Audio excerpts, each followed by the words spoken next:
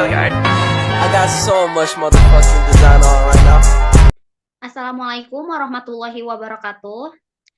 Di sini kami kelompok 6 akan menjelaskan mengenai analisis investasi publik pada mata kuliah akuntansi sektor publik. Perkenalkan, nama saya Nadia Sakinah dan rekan saya. Perkenalkan, nama saya Anjali Dulestari. Oke, selanjutnya kita akan langsung saja ke pembahasan. Pembahasan pertama adalah program investasi publik yang akan dibacakan oleh Anjali. Baik, program investasi publik dalam pelaksanaan fungsinya, pemerintah diharapkan dengan masalah pengambilan keputusan investasi publik. Karena keputusan ini diperlukan untuk mendukung pelaksanaan program, kegiatan, dan fungsi lain yang nantinya akan menjadi prioritas kebijakan. Pengeluaran untuk investasi publik seharusnya mendapatkan perhatian lebih dibandingkan dengan pengeluaran rutin, dikarenakan pengeluaran investasi atau modal memiliki efek jangka panjang, sedangkan pengeluaran rutin itu akan lebih berdampak jangka pendek. Apabila pemerintah melakukan kesalahan dalam pengambilan keputusan investasi, hal tersebut tidak hanya berdampak pada anggaran tahunan berjalan, melainkan juga akan membebani anggaran-anggaran tahun berikutnya. Investasi publik berkaitan dengan penganggaran modal atau investasi yang dalam prosesnya akan digunakan untuk menganalisa proyek-proyek yang membantu untuk memutuskan apakah proyek tersebut akan dua komodisi oleh anggaran modal atau investasi apa tidak.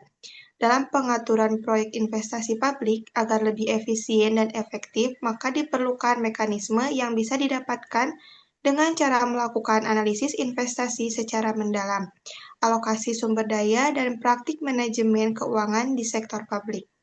Program investasi ini merupakan dual budgeting, yaitu pemisahan anggaran modal atau investasi dari anggaran rutin. Dalam praktiknya, terdapat beberapa permasalahan yang sulit diselesaikan, di antaranya yang pertama yaitu memastikan bahwa program investasi publik yang diajukan merupakan program yang komprehensif. Yang kedua, memperkirakan pengeluaran yang dibutuhkan di masa yang akan datang. Yang ketiga, mengevaluasi relevansi proyek-proyek yang ada. Yang keempat, mengembangkan analisis perencanaan untuk pengeluaran rutin. Untuk membantu menentukan kebutuhan investasi, maka dibutuhkan evaluasi yang mencakup 1. Inventarisasi investasi. Yang kedua, inventarisasi investasi memuat daftar nama dan jenis investasi, nilai investasi, kondisi barang modal yang saat ini ada, apakah baik atau buruk, cakupan layanan dengan tingkat investasi yang sekarang ada. Yang keempat, tambahan cakupan layanan yang dibutuhkan saat ini dan masa yang akan datang. Yang kelima, inventarisasi kebutuhan investasi. Yang keenam, evaluasi kelayakan investasi. Yang ketujuh, kriteria layanan investasi meliputi aspek-aspek teknis, sosial budaya, finansial, ekonomi, dan aspek distribusi. Selanjutnya, ada perhitungan kelayakan investasi dapat dilakukan dengan menggunakan alat analisis, misalnya seperti yang pertama NPV, yang kedua IRR, yang ketiga ARR, yang keempat PP atau payback period, yang kelima cost benefit analysis, dan yang keenam yaitu cost efektivitas analisis. Selanjutnya, penentuan kebutuhan investasi publik. Penentuan kebutuhan investasi publik terkait dengan dua kegiatan, yaitu pertama, peningkatan kualitas investasi, dan yang kedua, meningkatkan kuantitas investasi. Ada beberapa cara dalam menggolongkan usul-usul investasi, seperti yang pertama, investasi penggantian, yang kedua, investasi penambahan kapasitas, dan yang ketiga, investasi baru. Penilaian investasi publik perlu mempertimbangkan umur teknis dan umur ekonomis dari barang modal yang akan dibeli. Umur teknis adalah umur yang terkait dengan kemampuan barang modal dalam memberikan manfaat hingga tidak lagi memberikan manfaat. Dan umur ekonomis adalah umur yang terkait dengan perkiraan waktu efektif suatu barang modal dapat memberikan manfaat. Jadi dapat disimpulkan umur teknis suatu barang modal akan jauh lebih lama dibanding umur ekonomisnya. Maka bila barang modal telah usang dan tidak mampu memberikan manfaat, maka umur teknis barang modal tersebut dinyatakan telah habis. Selanjutnya, investasi dapat juga berupa investasi baru yang belum ada sebelumnya, dan untuk jenisnya perlu adanya pertimbangan mengenai aspek-aspek yang harus mendapatkan perhatian lebih besar, diantaranya seperti aspek teknis, aspek ekonomis, aspek sosial budaya, dan aspek distribusi. Selanjutnya, ada aspek pelayanan investasi. Dalam perencanaan dan analisis investasi harus diperhatikan aspek-aspek secara bersamaan. Apakah investasi yang akan kita ambil itu akan membawa keuntungan atau manfaat dari investasi tersebut? Seluruh aspek harus dipertimbangkan dan dievaluasi dari tahap perencanaan hingga pelaksanaannya, karena aspek tersebut akan berhubungan dan saling mempersyaratkan satu sama lain. Yang pertama ada aspek teknis. Aspek teknis adalah bagian yang penting harus diperhatikan. Apabila aspek ini tidak layak, maka sebaiknya investasi tersebut ditolak. Yang kedua ada aspek sosial budaya. Aspek sosial ini menyangkut pertimbangan pendistribusian pelayanan secara adil dan merata, sehingga akan memberikan manfaat yang besar bagi masyarakat sekitar. Aspek ini juga mencakup aspek-aspek legal di lingkungan. Aspek ini perlu pertimbangan mengenai implikasi sosial dari investasi yang diusulkan. Yang ketiga yaitu ada aspek ekonomi. Aspek ini menilai kontribusi proyek terhadap pembangunan perekonomian dan pengaruh finansial proyek berdasarkan perencanaan anggaran, keputusan-keputusan mengenai efisiensi proyek secara finansial, solvabilitas, dan likuiditasnya. Yang keempat yaitu ada aspek distribusi. Dalam aspek ini terkait dengan keadilan dan persamaan kesempatan untuk mendapatkan pelayanan publik, seperti siapa saja yang akan menerima manfaat dan keuntungan dari hasil investasi, di mana modal yang didapatkan untuk melaksanakan proyek. Selanjutnya, faktor-faktor yang mempengaruhi investasi publik. Ada beberapa faktor yang harus dipertimbangkan dalam analisis investasi publik. Yang pertama, tingkat diskonto yang digunakan. Untuk tingkat diskonto adalah merefleksikan tingkat keuntungan atau rate of return yang diperoleh dari suatu proyek dengan tingkat resiko tertentu. Jika suatu proyek tidak dapat memberikan keuntungan yang disyaratkan atau required rate of return, maka proyek tersebut harus ditolak. Yang kedua, inflasi. Penilaian investasi harus memperhitungkan perkiraan tingkat inflasi.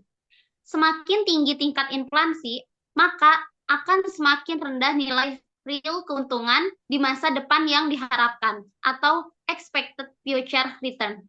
Sehingga semakin tinggi tingkat keuntungan yang disyaratkan, maka inflasi yang tinggi menyebabkan required rate of return semakin tinggi. Yang ketiga, resiko dan ketidakpastian. Required of return akan semakin tinggi jika resiko investasi naik. Ketidakpastian ekonomi dan hukum, kekacauan sosial politik, tidak ada jaminan keamanan, dan kebijakan yang tidak konsisten, faktor-faktor tersebut dapat meningkatkan resiko investasi. Selanjutnya, yang keempat, capital rationing. Capital rationing merupakan keadaan ketika organisasi menghadapi masalah ketidakpastian atau ketidaksediaan dana untuk melakukan investasi. Salah satu yang bisa kita lakukan adalah melakukan perankingan investasi.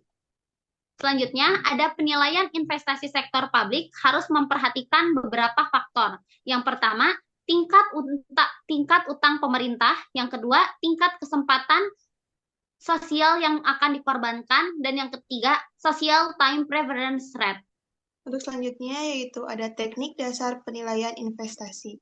Teknik utama untuk mengevaluasi proyek investasi yaitu yang pertama, ada investasi kebutuhan investasi yang mungkin dilakukan. Yang kedua yaitu menentukan semua manfaat dan biaya dari proyek yang akan dilaksanakan. Yang ketiga, menghitung manfaat dan biaya. Yang keempat, memilih proyek yang akan menghasilkan manfaat terbesar dana efektivitas biaya yang tinggi. Selanjutnya, ada pun dua teknik yang mengevaluasi investasi sebagai berikut. Yang pertama yaitu ada metode penilaian investasi tradisional dan yang kedua ada metode aliran kas yang didiskontokan atau discounted cash flow atau DCF. Metode tradisional yang sering digunakan adalah perhitungan tingkat pengembalian modal yang diinvestasikan atau accounting rate if return on capital employed atau ROCE dan payback period atau PP. ROCE memiliki rumus yaitu laba akuntansi dibagi jumlah modal yang diinvestasikan. Terdapat juga dua masalah dalam penggunaan metode ROCE, yaitu yang pertama ada perhitungan akuntansi didasarkan pada konsep akuntansi akrual dan bukan memasukkan item kas. Yang kedua yaitu ROCE hanya mengukur periode tunggal tanpa menghitung atau time value of money. Selanjutnya, metode penilaian investasi yang kedua menggunakan discounted cash flow dapat menggunakan net present value atau NPV dan internal rate of return atau IRR. Untuk menganalisis usulan investasi, biasanya manajer publik dapat menggunakan beberapa alat analisis untuk menilai kelayakan suatu proyek, misal NPV, IRR, payback period, dan lain-lain. NPV dapat dirumuskan sebagai NPV sama dengan arus kas awal ditambah arus kas tahun pertama dibagi 1 tambah tingkat diskonto pangkat 1 ditambah arus kas tahun kedua dibagi 1 ditambah tingkat diskonto pangkat 2 dan seterusnya sampai arus kas tahun ke N dibagi 1 ditambah tingkat diskonto pangkat N. Atau dapat juga dirumuskan dalam bentuk notasi sigma atau penjumlahan. Jumlah dari arus kas pada periode T dibagi 1 ditambah tingkat diskonto pangkat T dimulai dari T sama dengan 0 sampai T sama dengan N. NPV sama dengan cash flow dikali present value factor dikurangi investasi sama dengan CF dikali PVF dikurangi 1. CF dikali PVF disebut juga sebagai gross present value. Selanjutnya ada net present benefit atau NPB. Atau manfaat bersih sekarang adalah sebuah nilai bersih dari suatu proyek setelah dikurangi seluruh biaya pada 1 tahun tertentu dari keuntungan atau manfaat yang diterima pada tahun bersangkutan dan didiskontokan dengan tingkat bunga berlaku. Dapat dirumuskan sebagai NPB sama dengan manfaat pada periode 0 dikurangi biaya pada periode 0 ditambah manfaat tahun pertama dikurangi biaya tahun pertama dibagi 1 ditambah tingkat diskonto pangkat 1 ditambah manfaat tahun kedua dikurangi biaya tahun kedua dibagi 1 ditambah tingkat diskonto pangkat kedua. Dan seterusnya sampai manfaat tahun ke N dikurangi biaya tahun ke N lalu dibagi 1 ditambah tingkat diskonto pangkat N. Atau, dalam bentuk nota sigma, jumlah dari manfaat pada periode N dikurangi biaya pada periode N. Dibagi 1 ditambah tingkat diskonto pangkat T dimulai dari N sama dengan 1 sampai N. Selanjutnya ada analisis payback period. Metode yang digunakan untuk mengetahui jangka waktu pengembalian investasi dapat dirumuskan sebagai payback period atau PP sama dengan investasi awal dibagi keuntungan tahunan. Metode ini banyak digunakan namun memiliki beberapa kelemahan, seperti metode ini mengabaikan penerimaan investasi setelah payback period tercapai. Yang kedua, metode ini mengabaikan nilai waktu uang. Yang ketiga, metode ini tidak dapat digunakan untuk pengambilan keputusan yang bersifat mutual eksklusif. Selanjutnya, ada analisis biaya manfaat atau cost benefit analysis. Analisis biaya manfaat adalah salah satu cara untuk mengevaluasi suatu proyek dengan membandingkan nilai sekarang atau present value dari seluruh manfaat atau keuntungan yang diperoleh dengan nilai sekarang. Untuk rumus analisis biaya manfaat atau cost benefit analysis dapat dirumuskan sebagai berikut. Berdasarkan CBA atau cost benefit analysis, akan mengambil proyek apabila nilai keuntungan lebih besar dari nilai biaya. Suatu proyek akan dilaksanakan bila manfaat atau cost lebih dari satu. Metode ini akan memberikan andil yang konsisten dengan metode NVB apabila benefit or cost lebih dari satu atau benefit or cost lebih dari 0.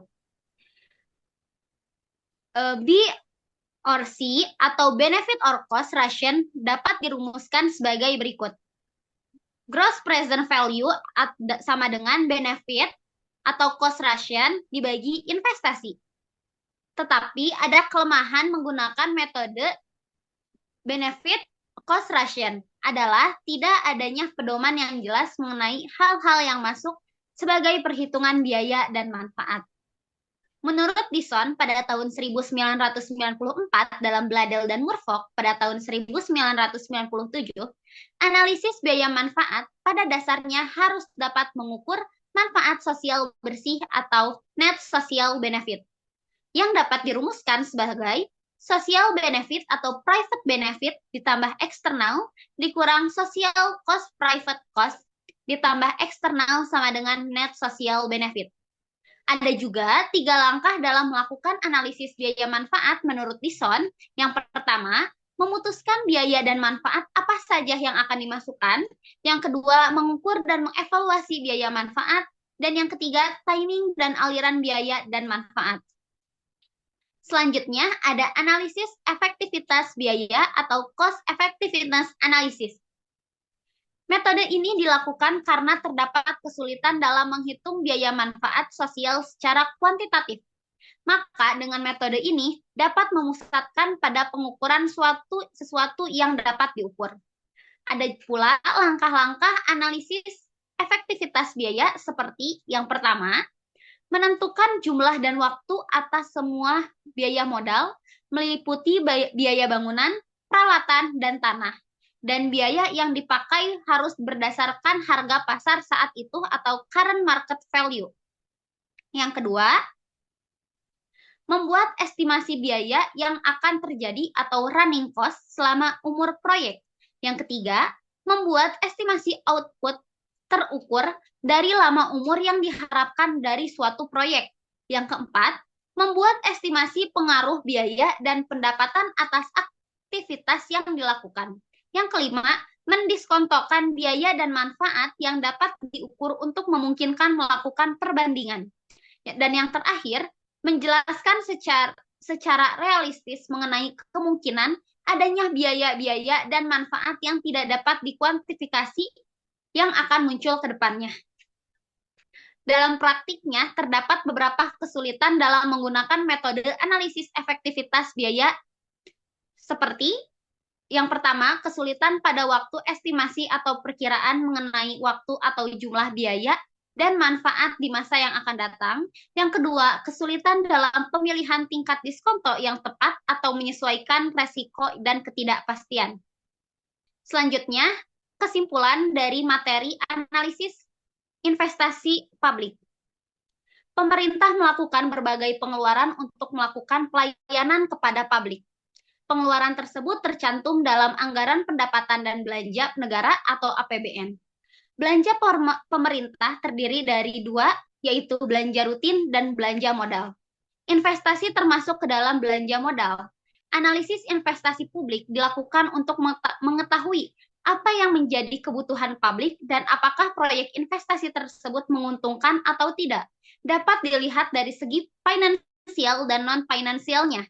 Usulan investasi harus memperhatikan kemampuan anggaran dan kelayakan investasi itu sendiri. Kelayakan investasi dapat dianalisis dari berbagai aspek, seperti aspek sosial, budaya, aspek ekonomi, aspek finansial, dan aspek distribusinya. Selanjutnya, Untuk menganalisis investasi publik dapat dilakukan dengan menggunakan teknik yang biasa dilakukan oleh sektor swasta.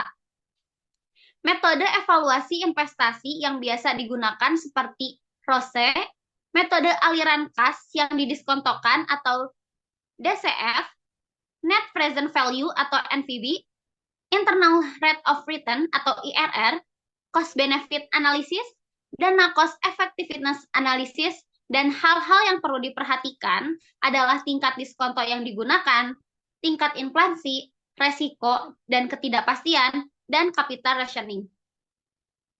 Selanjutnya, untuk sumber rujukan yang kita gunakan pada presentasi kali ini adalah dari buku Akuntansi Sektor Publik dengan pengarang MBA Mardiasmo 2009. Mungkin cukup sekian presentasi dari kelompok 6 mengenai analisis investasi publik. Mohon maaf apabila ada kesalahan kata. Wassalamualaikum warahmatullahi wabarakatuh.